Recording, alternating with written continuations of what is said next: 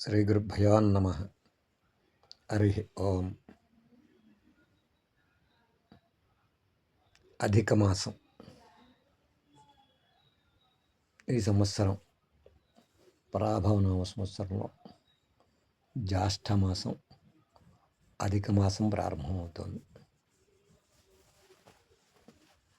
మన యొక్క కాలగమనంలో తెలుగు సంవత్సరాలలో ప్రతి 3 సంవత్సరాలకి ఒకసారి అధిక మాసం వస్తుంది. అదే కాల పరిణామంలో ఈ పరాభవనామ సంవత్సరంలో జ్యేష్ఠమాసం అధిక మాసంగా రావడం జరిగింది. 17/5/2026 తేదీ ఆదివారం ప్రారంభించుకుని 15/6/2026 వరకు జ్యేష్ఠమాసం అధిక మాసం నడుస్తుంది. దీని గురించి అధిక మాసం గురించి చాలామందికి కొన్ని సందేహాలు ఉండి నాకు ఫోన్ చేయడం జరిగిన మీదట నేను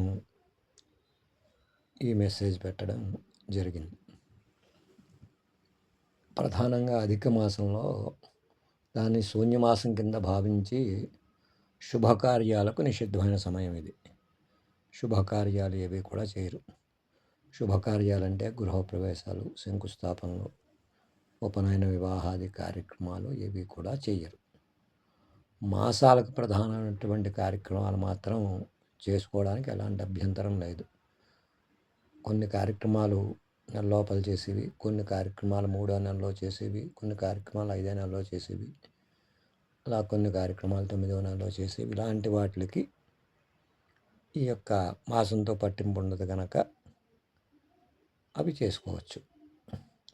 అంటే చంటి పిల్ల తల్లిని తీసుకువెళ్ళడం కానీ, తీసుకురావడం కానీ, గర్భిణీ స్త్రీలకు శ్రీమంతాది కార్యక్రమాలు కానీ, ఇలాంటి కార్యక్రమాలు, నామకరణ, బారసాల ఇలాంటి కార్యక్రమాలు, అన్నప్రాసన లాంటి కార్యక్రమాలు కూడా చేసుకోవచ్చు. ఇందులో అంటే ఎలాంటి సందేహం కూడా లేదు ఈ నెలలో. ఇక తప్పితే ప్రధానంగా ఈ యొక్క అధిక మాసంలో పితృకార్యాల విషయంలో చాలామంది సందేహం ఉంది.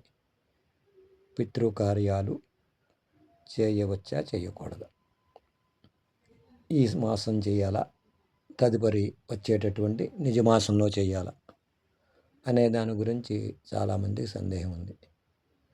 ఎందుకోసం అంటే అధిక మాసంలో పితృకార్యాలు చేయవలసిన అవసరం లేదు అని చెప్పి ఎక్కడా కూడా ఇది విధంగా చెప్పలేదు. అంచేత అధిక మాసంలో కూడా పితృకార్యాలు అంటే మాసికాది మాసక్రియలు యథావిధిగా చేసుకోవాలి. ఎలాగా నిజమాసంలో చేస్తాం అనే ఆలోచన వాళ్ళు కనీసం ఆ తిథి రోజున పితృదేవతల ప్రీతి కోసం ఒక స్వయం పాకమైనా సరే ఇవ్వాలి. పిండ ప్రదానాది కార్యక్రమాలు చేయకపోయినా అధిక మాసంలో ఆ తిథి రోజుని ఒక స్వయం పాకం ఇచ్చి నిజమాసంలో యథావిధిగా పిండ ప్రదానాది కార్యక్రమాలన్నీ కూడా చేసుకోవచ్చు. ఇక బ్రాహ్మణ విషయానికి వస్తే అధిక మాసంలో ఆబ్దికాలు, మాసికాలు ఇలాంటివి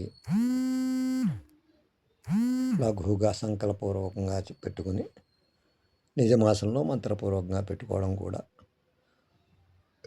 కొంతమంది ఆచరిస్తున్నారు. అలానే అధిక మాసంలో మంత్రపూర్వకంగా పెట్టకూడదనడానికి కూడా ఎక్కడా శాస్త్రాధారం లేదు. అధిక మాసంలోనూ మంత్రపూర్వకంగా పెట్టుకోవచ్చు, నిజమాసంలో కూడా మంత్రపూర్వకంగా పెట్టుకోవచ్చు.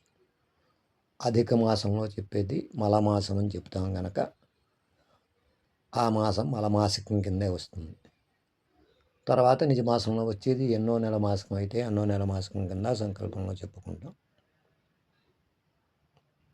అంచేత అధిక మాసంలో ఈ యొక్క కార్యక్రమాలు చేసుకోవడానికి అభ్యంతరం కాదు. ఇక ముఖ్యమైన సమాచారం ఏమిటంటే జ్యేష్ఠమాసంలో గత సంవత్సరం జ్యేష్ఠమాసంలో గతించిన వాళ్ళకు ఈ సంవత్సరం జ్యేష్ఠమాసంలో సంవత్సరీకం వస్తుంది. ఆ సంవత్సరీకాలు ఏం చేయాలి అనే దాని గురించి కూడా కొంతమంది సందేహం ఉంది. మనం 11వ రోజు చేసే షోడశ కర్మలో మనం మాసాది క్రియలన్నీ కూడా జరిపిస్తున్నట్లుగా మనం సంకల్పం చెప్పుకుని మాసాది క్రియలన్నీ కూడా జరిపించేస్తాం. అదే అధిక మాసం ఉంటే మలమాస ప్రేకిత అని చెప్పి సంకల్పం చెప్పుకొని ఆ యొక్క షోడశ కర్మ జరిపిస్తాం. అది ఎక్కడి వరకు జరిపిస్తాం? సంవత్సరీకం వరకు మాత్రమే జరిపిస్తాం. అంచేత 12 ద్వాదశ మాసికాల వరకే జరిపిస్తాం. ద్వాదశ మాసం గనక అధిక మాసం అయితే అది మనం సంకల్పంలో చెప్పం. అంచేత ఏం చేయాలంటే అధిక మాసంలో సంవత్సరీకం వస్తే ఓనా మాసికము, దాన్నే ఓనాబ్దీకం అంటాం. అది సంవత్సరీకం కూడా అధిక మాసంలోనే చేసేయాలి. ఒక ఆబ్దీకం మాత్రం నిజమాసంలో పెట్టుకోవాలి. ఇది ధర్మసింధు లాంటి గ్రంథాల్లోనూ కాలామృతం లాంటి గ్రంథాల్లోనూ కూడా దీని గురించి కూలంకుషంగా చెప్పబడి ఉంది.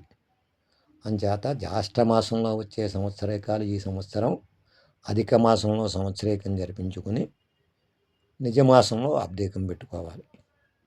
అదే 3 రోజులు చేసే ప్రక్రియ ఉన్నవాళ్ళు అంటే బ్రాహ్మణాదులు మాసికము సంవత్సరీకం కూడా అధిక మాసంలో పెట్టేసి ఆబ్దీకం ఒకటి మాత్రం నిజమాసంలో పెట్టుకోవాలి. ఇది ఈ సందేహం కోసం చాలామంది నాకు ఫోన్ చేయడం జరిగిన మీదట నేను ఈ సమాచారం పెట్టడం జరిగింది. అందువల్ల అధిక మాసంలో చేయవలసిన క్రియలు యథావిధిగా చెయ్యవచ్చు. దానికి ఎలాంటి సందేహం కూడా లేదు. సర్వే జనా సుఖినో భవంతు. సర్వే సుజనా సుఖినో భవంతు. హరి ఓం తత్సత్.